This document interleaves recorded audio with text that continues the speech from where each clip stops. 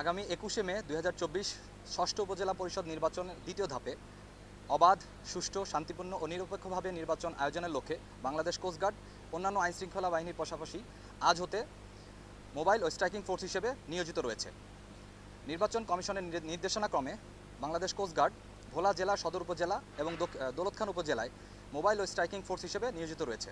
এছাড়াও ভোলা জেলা, সদর উপজেলা এবং দৌলতখান উপজেলার মেঘনা নদীর তীরবর্তী কেন্দ্রসমূহে নিরাপত্তার জন্য পর্যাপ্ত জনবল এবং উচ্চ গতিসম্পন্ন বোট দ্বারা টহল কার্যক্রম পরিচালনা করা হচ্ছে।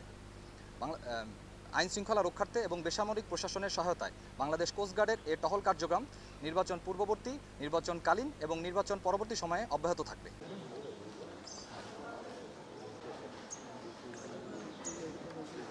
জনবল এবং উচ্চ গতি সম্পন্ন বোট দ্বারা টহল কার্যক্রম নির্বাচন পূর্ববর্তী, নির্বাচনকালীন ক্লিয়ার আসছে কিনা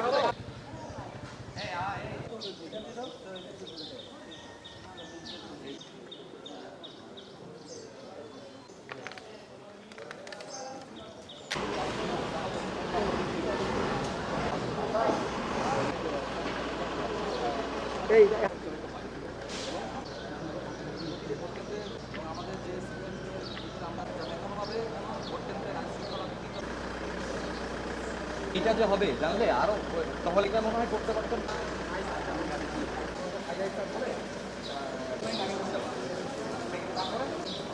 স্যার লাউডলি বলেন।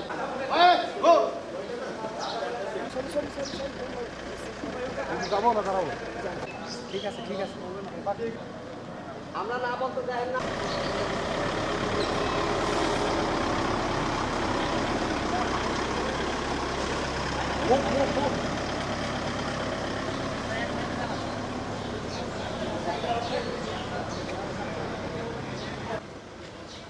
ওকে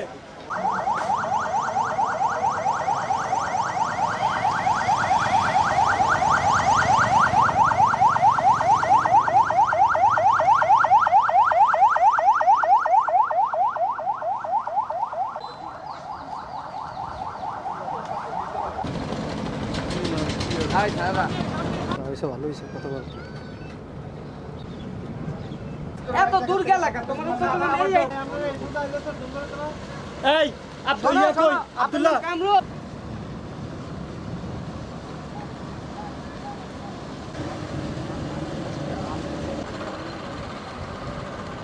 ওকে কমপ্লিট।